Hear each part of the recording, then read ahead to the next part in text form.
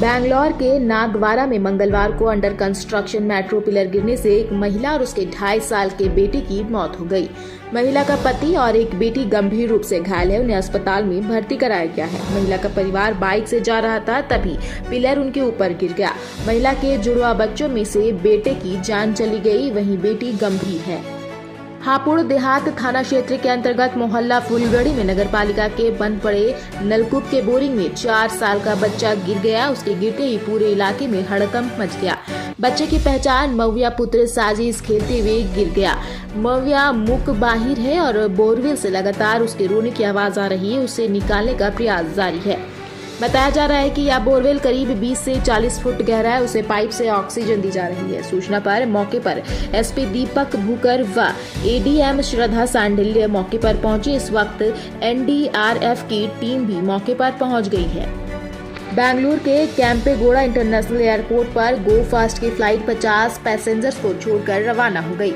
यह सभी लोग बस से प्लेन की तरफ आ रहे थे। जब एयरलाइन को अपनी गलती का पता चला तो एयरपोर्ट पर छूटे यात्रियों को 4 घंटे बाद दूसरे विमान से दिल्ली भेजा गया।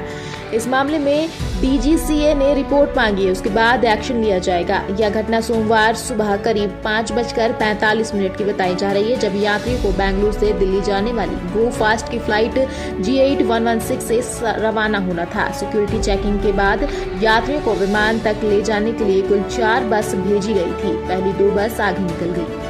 गुजरात के राजकोट में एक हैरान करने वाली घटना सामने आई है, जहां एक सौतेले पिता ने 2.5 साल की बेटी के रोने से नाराज होकर उसकी हत्या कर दी। उसके बाद खुद ही लाश को सीने से चिपकाकर झाड़ियों में फेंक आया।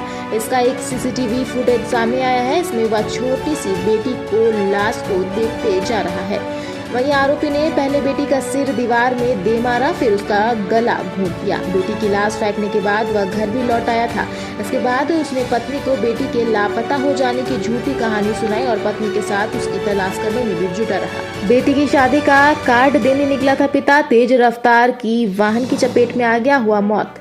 एटा जिले में 2 अलग अलग सड़क हादसे में 2 लोगों की मौत हो गई। एक युवक बेटी की शादी के कार्ड बांटने के लिए निकला था, तो वहीं दूसरा ढाबा कर्मी था जो कि किसी काम से बाहर निकला था। दोनों की वाहन की चपेट में आने से मौत हो गई। तमिलनाडु में राज्यपाल RN रवि का विरोध जारी है। राज्यपाल ने विधानसभा में राज्य का नाम तमिजिगम करने की बात कही थी। इसके बाद मंगलवार को DMK कार्यकर्ताओं ने चेन्नई में वेल्लूरम कोरकट्टम और अन्ना सलाई में गेट आउट रवि के पोस्टर्स लगा दिए। शहर के कई हिस्सों में DMK कार्यकर्ताओं ने राज्यपाल के खिलाफ नारेबाजी भी की। उत्तर भारत में ठंड का दौर जारी है। पंजाब से बिहार तक, हरियाणा, दिल्ली और उत्तर प्रदेश में घना कोहरा फैला हुआ है। पिछले 24 घंटे में उत्तर पश्चिमी राजस्थान, जम्मू, बिहार और त्रिपुरा के कुछ हिस्सों में बहुत घना कोहरा छाया रहा। वहीं भटिंडा और आगरा में भी 0 विजिबिलिटी रही। दक्षिण अमेरिकी देश पेरू में पूर्व राष्ट्रपति पेड्रो कास्टिल्लो के समर्थकों और सिक्योरिटी फोर्सेस के बीच मंगलवार को हिंसक झड़प हुई। अब तक 17 लोगों के मारे जाने की खबर है, वहीं 63 लोग घायल बताए जा रहे हैं। इनमें से महिला भी शामिल है। 3 करोड़ 35 लाख की आबादी वाले पेरू में सियासी टकराव का दौर नया नहीं है।